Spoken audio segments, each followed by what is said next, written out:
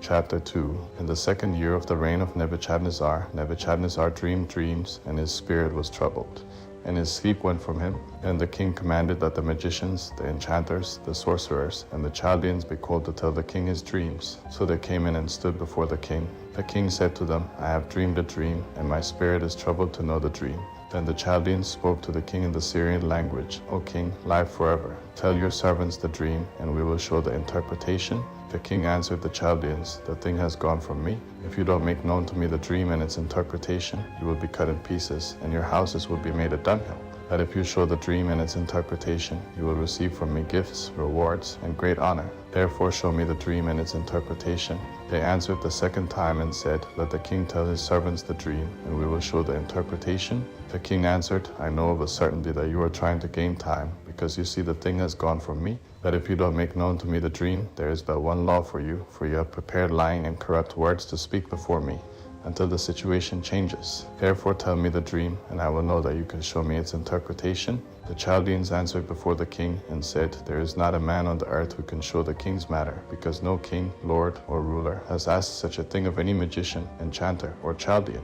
It is a rare thing that the king requires, and there is no other who can show it before the king except the gods, whose dwelling is now with flesh. Because of this, the king was angry and very furious, and commanded that all the wise men of Babylon be destroyed. So the decree went out, and the wise men were to be slain.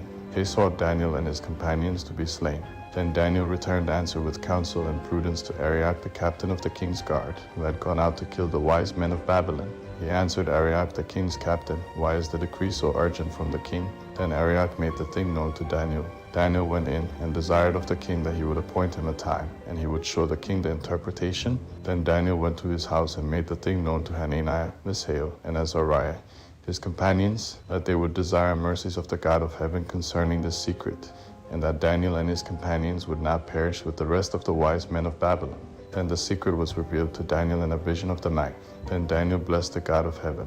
Daniel answered, Blessed be the name of God forever and ever, for wisdom and might are his. He changes the times and the seasons. He removes kings and sets up kings. He gives wisdom to the wise and knowledge to those who have understanding. He reveals the deep and secret things. He knows what is in the darkness, and the light dwells with him. I thank you and praise you, O God of my fathers, who have given me wisdom and might, and have now made known to me what we desired of you, for you have made known to us the king's matter. Therefore Daniel went into Arioch, whom the king had appointed to destroy the wise men of Babylon. He went and said this to him, Don't destroy the wise men of Babylon. Bring me in before the king, and I will show to the king the interpretation.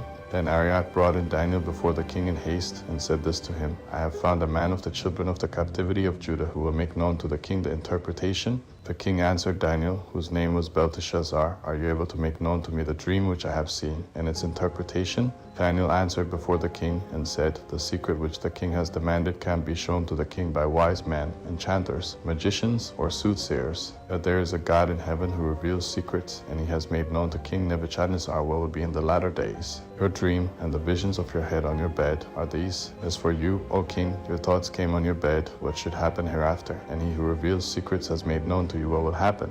But as for me, this secret is not revealed to me for any wisdom that I have more than any living, but to the intent that the interpretation may be made known to the king, and that you may know the thoughts of your heart. You, O king, saw, and behold, a great image. This image, which was mighty, and whose brightness was excellent, stood before you, and its appearance was terrifying. As for this image, its head was of fine gold, its breast and its arms of silver, its belly and its thighs of bronze, its legs of iron, its feet part of iron, and part of clay. You saw until a stone was cut out without hands, which struck the image on its feet that were of iron and clay, and broke them in pieces. Then the iron, the clay, the bronze, the silver, and the gold were broken in pieces together, and became like the chaff of the summer threshing floors. The wind carried them away, so that no place was found for them. The stone that struck the image became a great mountain, and filled the whole earth. This is the dream, and we will tell its interpretation before the king. You, O king, are King of kings, to whom the God of heaven has given the kingdom, the power, the strength, and the glory. Wherever the children of men dwell, he has given the animals of the field and the birds of the sky into your hand, and has made you rule over them all.